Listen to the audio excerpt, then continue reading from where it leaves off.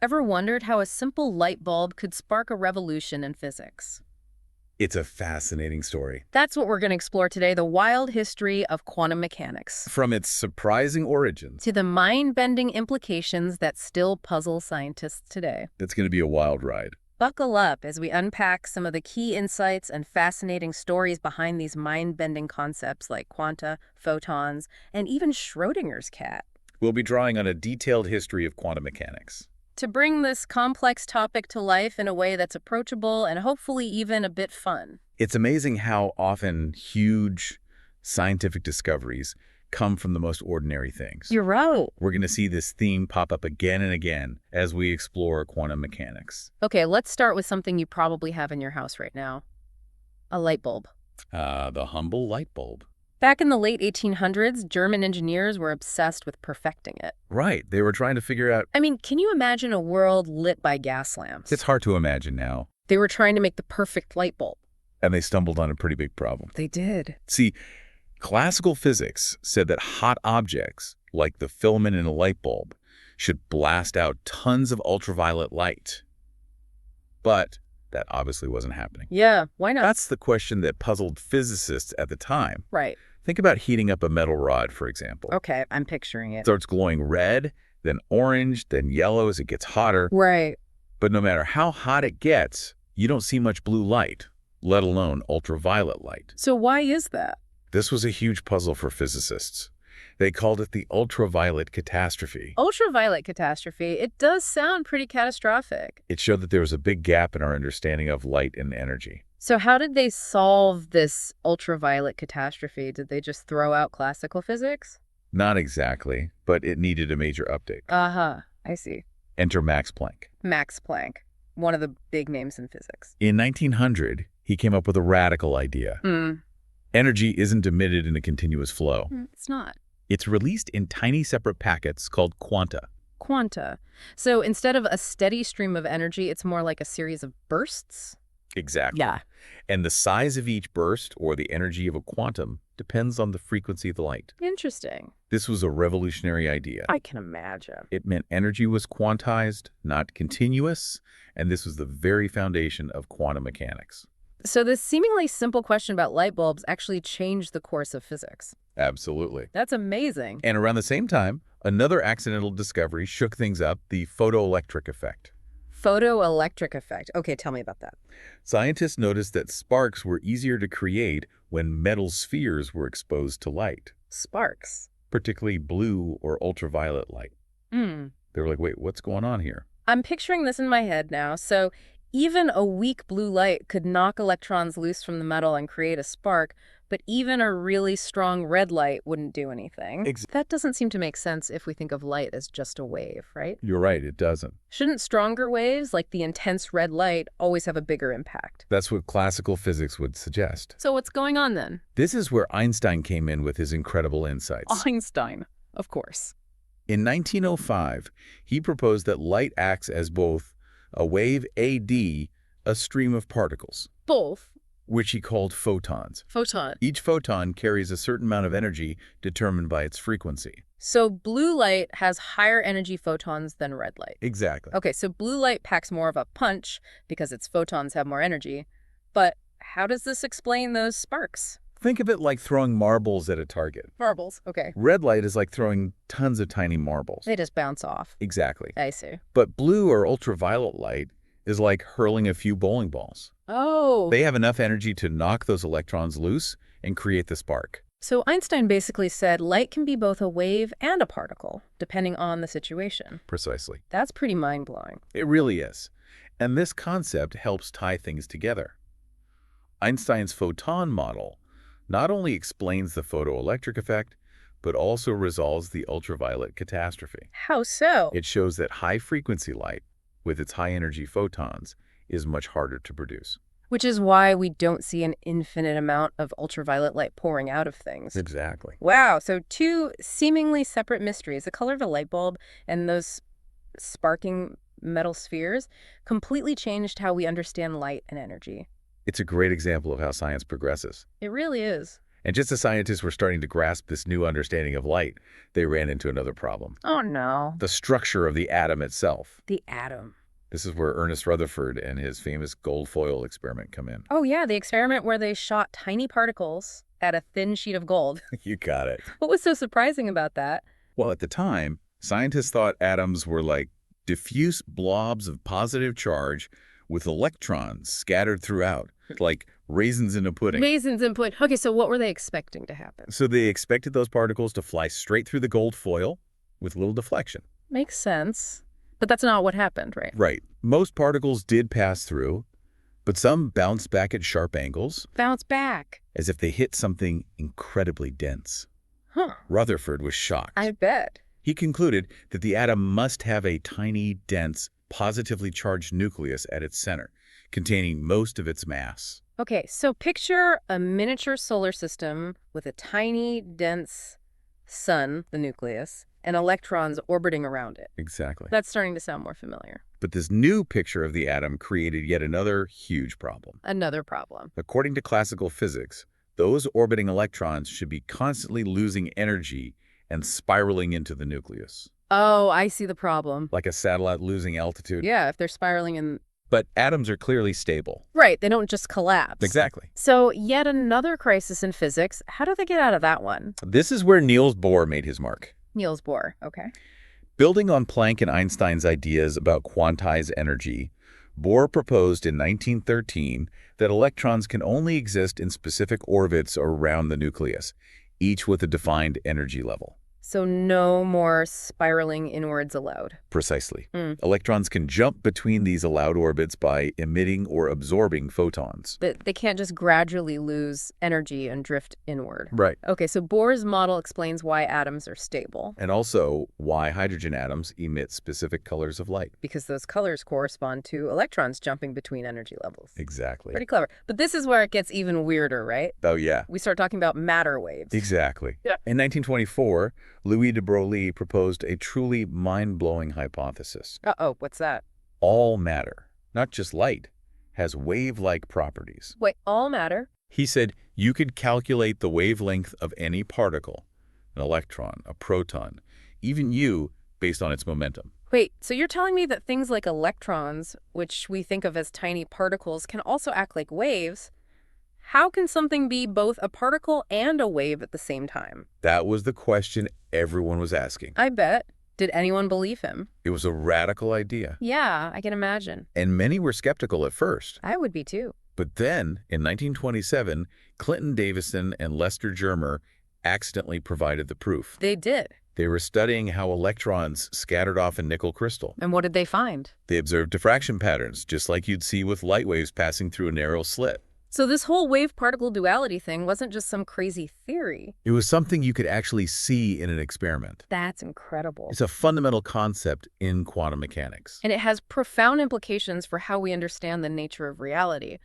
But with all these new ideas, quanta, photons, matter waves, things were getting pretty complicated. You can say that again. How did scientists even start to make sense of it all? That's a great question. It sounds like they needed a new way to think about things, a new set of rules. Exactly. That's where Werner Heisenberg and his matrix mechanics come into the picture. Matrix mechanics. Okay, I'm feeling like things are about to get a lot more complex. Heisenberg realized that classical physics, with its focus on exact orbits and trajectories, just wasn't working in the quantum world. Yeah, I can see how that would be a problem. So he decided to focus on what could be observed directly. Well, it could be observed, okay? Things like energy levels, transitions between those levels, and the probability of those transitions happening. So instead of asking where is the particle, he was asking what can we actually measure about its behavior. Precisely. Smart. And to do this, he used matrices mathematical arrays that could represent these observable quantities and their relationships. I'm starting to see what they call it matrix mechanics now. This was a big shift from the equations used in classical physics. So Heisenberg was basically saying we have to accept that we can't know everything with absolute certainty in the quantum world. Exactly. And while Heisenberg was developing his matrix mechanics, another physicist, Erwin Schrödinger, was working on a different approach. Schrödinger. Oh, is this where Schrödinger's famous cat comes into play? Not quite yet, but we're getting close. Okay. Schrödinger was more comfortable thinking about waves. Waves. In 1926, he came up with his own version of quantum mechanics, known as wave mechanics, Wave mechanics. Okay, I'm following. which uses a mathematical function called the wave The function wave function. to describe how particles like electrons behave. So instead of matrices, he used this wave function. Did he think this wave function was a real physical wave, like how de Broglie talked about matter waves? Initially, yes, that's what Schrödinger believed. Right. But another physicist, Max Born, had a different interpretation. Okay, what did Bohr think? He argued that the wave function doesn't describe a physical wave itself, It doesn't. but rather the probability of finding a particle at a particular location. Oh, I see. So it's more like a map of where the particle is most likely to be found. Exactly. That makes more sense. But didn't Schrödinger have some problems with this probabilistic interpretation? He did. Schrödinger wasn't happy about it. Yeah, not. He thought this probabilistic interpretation was absurd, especially when you tried to apply it to larger, everyday objects. And that's where the cat thought experiment comes in, right? You got it. To show just how weird this all seemed. Exactly. Schrödinger imagined a cat stuck in a box with a device that had a 50-50 chance of releasing a deadly poison. A deadly poison. Yikes. Triggered by the decay of a radioactive atom. So until you open the box, you don't know if the cat is dead or alive. Right. It's in this strange state of being both. Did Schrödinger think this was actually possible? Well, no, he designed the thought experiment to point out what he saw as problems with applying quantum principles to everyday objects like cats. But ironically, the thought experiment ended up becoming one of the most famous illustrations of superposition. And how observation might play a role in quantum mechanics. Exactly. So we have two competing interpretations of quantum mechanics: Heisenberg's matrix mechanics and Schrödinger's wave mechanics. And both have been incredibly influential in shaping our understanding of the quantum world. That's amazing. So what happened next? Well, to try and understand this all a little better, we need to talk about the Copenhagen interpretation. Okay, the Copenhagen interpretation. It was developed by Niels Bohr and Werner Heisenberg in the late 1920s. So they were trying to make sense of it all, too. Exactly. And did they succeed? Well, it became the dominant way of thinking about quantum mechanics. Okay, I have a feeling this is going to be another big shift in how we understand the universe. You could say that. Tell me more. The Copenhagen interpretation embraces the idea that things in the quantum world are inherently probabilistic. Probabilistic, okay. It says that particles exist in a superposition of states until we observe them. A superposition of states, what does that mean? It means they're in a mixture of all possible states at the same time. All possible states at once. That's strange. It is, but it's a key concept in quantum mechanics. Okay, so go on. The act of observation, or measurement, forces the wave function to collapse, and the particle chooses a definite state. So before we look, the particle is like a spinning coin in the air, a blur of possibilities. But the moment we try to catch it, it has to land on heads or tails. That's a great way to put it. And this doesn't apply only to position. It also applies to other properties like momentum, spin, and energy level. So things in the quantum world don't have definite properties until we measure them. That's wild. It is. The Copenhagen interpretation also includes Heisenberg's uncertainty principle. Heisenberg's uncertainty principle, right. Which says we can't know both the position and momentum of a particle with perfect accuracy at the same time. We can't. The more precisely we know one, the less we can know about the other. So even with perfect instruments, we'd still run into this fundamental limit. Exactly. And Bohr added another key concept: complementarity. Complementarity, okay, what's that? He argued that particles can exhibit both wave-like and particle-like properties, but we can only observe one aspect at a time, depending on how we set up the experiment. So how we observe things affects what we see. Exactly. Wow, this Copenhagen interpretation is pretty radical. It was a major departure from classical physics. Did everyone just accept it? Not quite. In fact, it faced some pretty strong opposition. Oh. From who? Most famously from Albert Einstein. Yeah, the God does not play dice guy. That's the one. So he didn't like this whole probability thing either. He strongly disagreed with the idea that the universe was fundamentally random. Huh. He believed there must be some underlying reality, something that we're missing, Something missing. that would explain the behavior of particles without resorting to probabilities. So he thought there had to be some hidden variables, some missing pieces of the puzzle that would make the universe deterministic again. Exactly. Einstein believed the universe shouldn't be fundamentally random. So he thought there must be a deeper level of order and predictability. Right. And this disagreement with Bohr led to some pretty famous debates. Oh, I bet those debates were intense. They were legendary. So who was right? Well, out of these debates came one of the most mind-boggling paradoxes in physics. A paradox? The Einstein-Podolsky-Rosen EPR paradox. Okay, EPR paradox. It was a thought experiment designed to show flaws in quantum mechanics. So what was the thought experiment? Okay, EPR paradox, what's it all about? I'm all ears. It focused on the phenomenon of entanglement. Entanglement, right. One of the strangest consequences of quantum mechanics. I'm ready for it. It describes two particles linked in such a way that measuring the state of one instantly affects the state of the other. Instantly. No matter how far apart they are. No matter how far apart. Imagine flipping a coin and having another coin across the universe instantly flip to the opposite side. Whoa, that's insane. It is. So even if the particles are light years apart, they're still connected somehow. That's what entanglement suggests. Einstein must have really disliked this idea. He did. He called it spooky action at a distance. Spooky action at a distance. I love that. He argued that it violated his theory of relativity, which says nothing can travel faster than light. So it broke the rules. In a way, yes. So what did he think was going on then? He thought there must be some pre-existing instructions, some hidden variables that determine the outcomes of these measurements. So he was sticking to his belief that there had to be a deeper explanation. Something beyond just probabilities in this spooky entanglement. Right, right. But wasn't there a way to actually test who was right? There was. Oh, tell me, tell me. In 1964, John Bell, a physicist at CERN. CERN. The big particle physics lab? He came up with Bell's theorem. Okay, Bell's theorem. A way to experimentally distinguish between Einstein's local realism and the predictions of quantum mechanics. So a way to finally settle the debate. Tell me more about that. Bell derived a set of inequalities Okay. that would hold true if local realism was correct. If Einstein was right.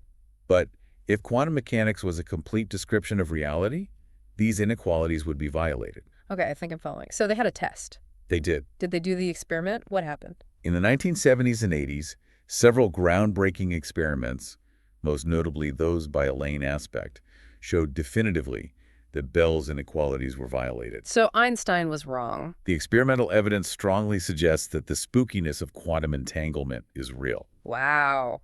So even Einstein, one of the greatest minds in history, couldn't escape the weirdness of quantum mechanics. It just goes to show that the universe is far stranger and more fascinating than we could have ever imagined. It really does. We've covered so much already. Quanta, photons, matter waves, uncertainty, entanglement. My head is spinning. But we're just getting started on our deep dive into quantum mechanics. We are. What's next? Next, we'll explore Dirac's equation and the prediction of antimatter. Antimatter. A discovery that truly shook the foundations of physics. Okay, I can't wait to hear about that. Get ready for more mind-bending concepts. I'm ready.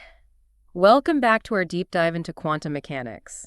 Last time we left off with this idea that Einstein's vision of a deterministic universe where everything is predictable might not hold up against the spookiness of quantum entanglement. Like the universe is playing tricks on us. But those tricks often lead to amazing discoveries, right? Exactly. And for Paul Dirac, a brilliant physicist, one of those tricks involved a minus sign in his equations. Can you believe it? A minus sign that ultimately led to the prediction of antimatter. Wait, a minus sign predicted a whole new type of matter. Tell me more about this. What was Dirac working on? It's 1928. And Dirac was trying to combine quantum mechanics with Einstein's theory of special relativity.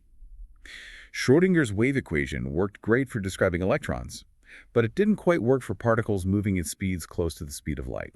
So Dirac wanted an equation that could handle both the weirdness of the quantum world and the effects of relativity. That's a pretty tall order. Dirac was always pushing the boundaries of physics, and he actually succeeded. His equation, the Dirac equation, not only described electrons moving at relativistic speeds, but also explained some of their fundamental properties, like something called spin. Okay, spin. So is that like the electron spinning on its axis like a tiny planet? It's a bit more abstract than that. Think of it as a kind of intrinsic angular momentum, a built-in property of the electron, like its mass or charge. The amazing thing is that Dirac's equation naturally included this concept of spin, which was a huge win for the theory. So the equation was doing a great job explaining things we already knew about electrons, but where does that minus sign come in? What did it mean? Well, when Dirac solved his equation, he got two sets of solutions. One set described the regular electrons we know and love, the ones with positive energy. But the other set described something strange, states with negative energy. Negative energy? That doesn't even sound possible. Did he just ignore those solutions? At first, many physicists, including Dirac, thought those negative energy solutions were just mathematical weirdness, that they didn't have any real meaning in the physical world. But Dirac was too good of a physicist to just brush them aside. So he thought those negative energy solutions might be trying to tell us something important. Exactly. After a few years of thinking about it, Dirac came up with a bold idea. What if those negative energy states represented a new type of particle? One that had the same mass as an electron, but with the opposite charge. So you're saying that for every electron, there's an anti-electron out there. A particle with the same mass, but a positive charge instead of a negative one. That's incredible. Dirac called this hypothetical particle the positron. And he even predicted that you could create them in high-energy collisions, where energy would be converted into pairs of electrons and positrons. So not only did he come up with this wild idea of antimatter, but he also figured out a way to potentially find it. That's amazing. It really is. And just a few years later, in 1932, Carl Anderson actually observed positrons in cosmic ray experiments. Dirac's prediction was confirmed. This is blowing my mind. A minus sign in an equation led to the discovery of a whole new type of matter. What are the implications of something like that? The discovery of antimatter was a huge deal for physics. It showed that the universe is even more symmetrical than we thought, with every particle having an antiparticle counterpart. So does this mean there are antiprotons, antineutrons, even antiatoms out there somewhere? Yes, absolutely. In fact, scientists have even created antihydrogen atoms in the lab by combining positrons and antiprotons. Wow. Could there be entire antimatter galaxies out there made of anti-stars and anti-planets? It's a fascinating possibility. But it raises a big question. If matter and antimatter were created in equal amounts during the Big Bang, as we think they were, then why is the universe we see mostly made of matter? Where did all the antimatter go? That's a great question. I guess that's one of the mysteries scientists are still trying to figure out. But besides all this, has the discovery of antimatter actually been useful for anything practical? It has, for example, in medicine, positron emission tomography, or PET scans, use positrons to create detailed images of the body, helping doctors diagnose all sorts of conditions. So Dirac's legacy lives on, not just in our understanding of the universe, but also in improving healthcare. That's incredible. But while Dirac was unraveling the mysteries of antimatter, another physicist, Wolfgang Pauli, was working on a different puzzle. He was trying to figure out how electrons are arranged within atoms. You're talking about electron shells and orbitals, right? Those are key concepts for understanding how atoms behave. Exactly. Is that what Pauli was working on? Yes. In 1925, Pauli came up with a simple but powerful rule that governs how electrons are organized in atoms. The Pauli exclusion principle. This principle says that no two electrons in an atom can occupy the same quantum state. Okay, break that down for me. What does it mean for two electrons to be in the same quantum state? Think of it like a concert hall with assigned seating. Each seat has a specific row and seat number. Similarly, each electron in an atom has a set of quantum numbers that describe its energy level, angular momentum, and spin.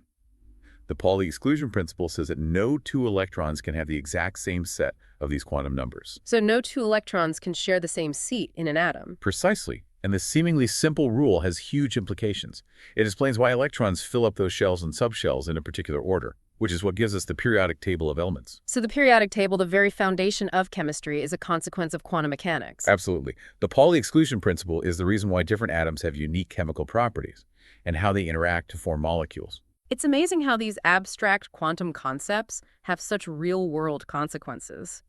And does this Pauli exclusion principle apply to other particles besides electrons? Yes, it applies to a whole class of particles called fermions, which includes protons and neutrons as well. So this principle is fundamental to how matter itself is structured. Exactly. It's crucial for understanding the stability of atoms, the properties of stars, and how matter behaves in extreme conditions. But you might be wondering how all these pieces fit together, right? I am. We've covered antimatter, the Pauli exclusion principle. It seems like we're getting closer to understanding the fundamental building blocks of the universe, but how does it all come together? That's a great question. Yeah. And it leads us to one of the most successful theories in physics, quantum field theory, or QFT. QFT. That sounds intimidating. Is this where things get really complicated? QFT involves a different way of thinking about things, but it's actually incredibly elegant and powerful. It combines the ideas of quantum mechanics with special relativity and says that everything in the universe is made up of quantum fields. Okay, quantum fields. What are those exactly? Imagine them as these invisible dynamic fields that exist throughout all of space. Particles, like electrons and photons, are actually excitations of these fields. Think of them like ripples on a pond. So instead of thinking of particles as tiny solid objects, we should think of them as disturbances in these underlying fields. Exactly. And QFT provides a way to describe how these fields interact, how particles are created and destroyed, and how forces are transmitted.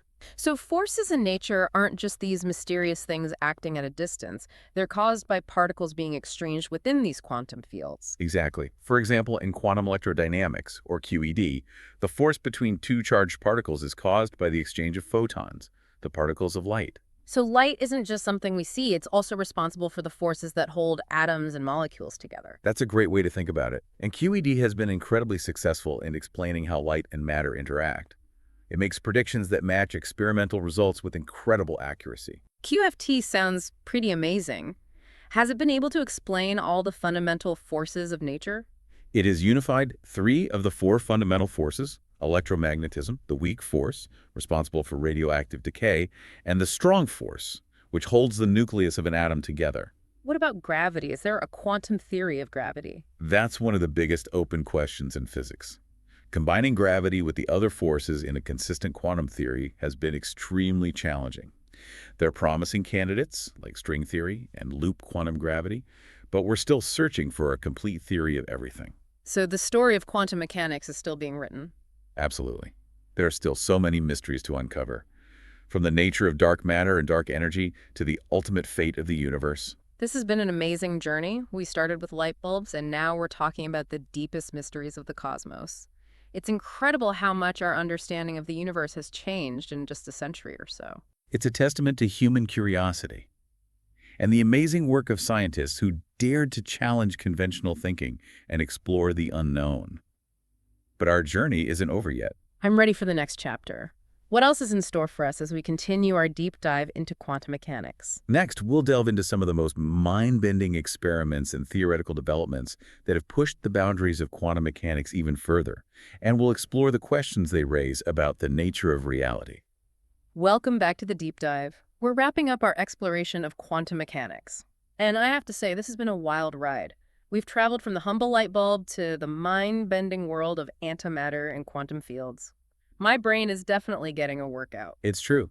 Quantum mechanics is full of surprises. But even though it's been so successful in explaining the universe at the smallest scales, it still forces us to question some of our most basic assumptions about how the world works.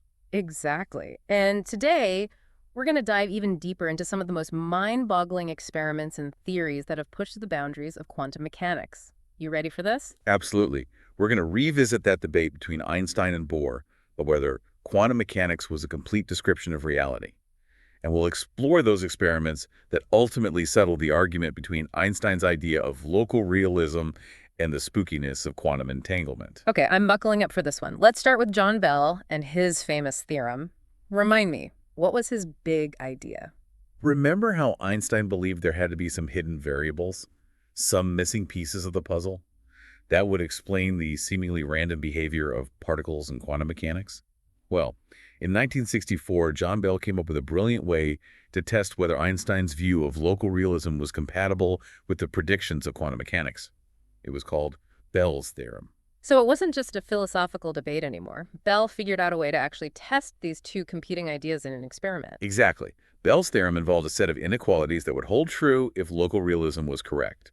But if quantum mechanics was a complete description of reality, especially when it came to entangled particles, then these inequalities would be violated. Okay, and they did these experiments, right? What happened? Did they prove Einstein right or wrong? The first important experiments to test Bell's inequalities were done in the early 1970s. But the most convincing results came in 1982 from Alain Aspect and his team in France.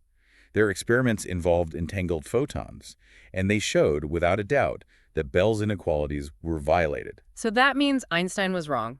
There really is this spooky action at a distance that he found so unsettling. The experimental evidence definitely points in that direction.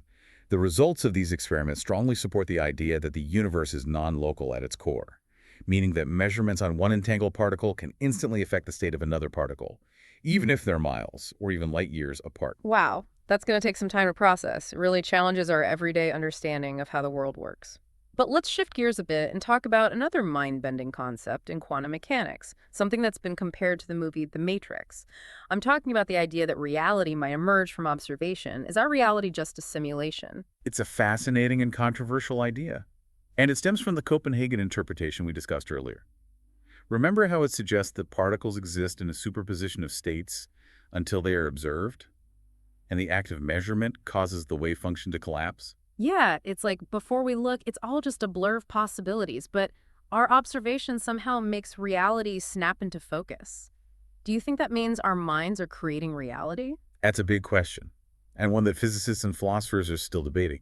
It's important to remember that the Copenhagen interpretation doesn't necessarily say that consciousness itself is required for the wave function to collapse. Some physicists think any interaction with the environment, even without a conscious observer, could cause the collapse. Okay, so maybe it's not our minds creating reality, but it's still pretty weird to think that reality isn't completely set until something interacts with it or measures it. It really challenges our everyday intuition. It definitely does. It raises all sorts of deep questions about what is real, the role of the observer in the universe, and the limits of what we can know. Speaking of limits, wasn't there something called Heisenberg's uncertainty principle, which said there's a fundamental limit to what we can know about a particle's properties? Absolutely. And it's not just because our measuring tools are imperfect. It's a fundamental principle of the universe. Heisenberg's uncertainty principle states that we can't know both the position and the momentum of a particle with perfect accuracy at the same time. The more we know about one, the less we know about the other. So even with perfect technology, we'd still run into this fuzzy, uncertain world at the quantum level. That's right. And this uncertainty has real consequences. It's what prevents electrons from collapsing into the nucleus of an atom, as classical physics would predict. So it's quantum uncertainty that makes atoms stable, and therefore makes all matter, as we know it, possible. Exactly. Quantum uncertainty is crucial for understanding the stability of atoms, the behavior of semiconductors and electronics, and many other phenomena. Wow, it's amazing how all these seemingly abstract concepts have such tangible effects on the world around us. But let's zoom out for a minute and think about the big picture. How has quantum mechanics changed our understanding of the universe as a whole?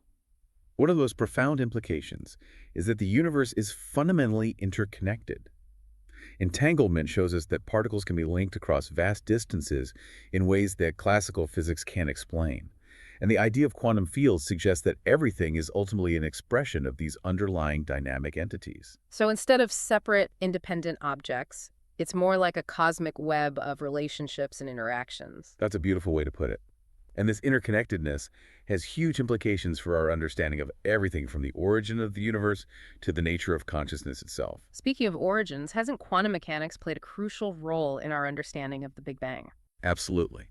The Big Bang Theory, our best model for how the universe began, relies heavily on quantum mechanics to explain how the universe could emerge from a state of extremely high density and temperature. And when we consider those enigmatic objects where gravity is so strong that even light can't escape, black holes, we run into more questions that require a deeper understanding of quantum mechanics. So black holes are where quantum mechanics and Einstein's theory of gravity, general relativity, collide. Exactly. To truly understand what happens at the singularity, the center of a black hole, we need a theory of quantum gravity, a theory that unites quantum mechanics and general relativity. As we've talked about before, that's still one of the biggest challenges in physics today. It seems like every answer in quantum mechanics leads to more questions. It's both frustrating and incredibly exciting at the same time. That's the beauty of science. It's a never-ending journey of exploration and discovery. And quantum mechanics, despite its strangeness, has proven to be an incredibly powerful tool for understanding the universe at its most fundamental level. I feel like we've stepped through a portal into a world where the rules are different, where things aren't always what they seem. But this journey has been so rewarding, full of surprises and insights that have challenged our assumptions and shown us that the universe is far stranger and far more amazing than we could have imagined. And this is just the beginning. Quantum mechanics is a relatively young theory, and I have no doubt that it will continue to surprise us with new discoveries and incredible possibilities for many years to come. Well, my brain is officially full. But before we wrap up this deep dive, any final thoughts for our listeners to ponder? As we've seen throughout this journey, quantum mechanics challenges us to rethink some of our most basic assumptions about reality. It suggests a universe that is far more interconnected, mysterious, and full of potential than we could have ever imagined. So stay curious, keep questioning, and never stop exploring the wonders of the quantum world. Who knows what amazing discoveries are waiting to be made? Couldn't have said it better myself. That's it for our deep dive into quantum mechanics. Until next time, keep your minds open and embrace the weirdness.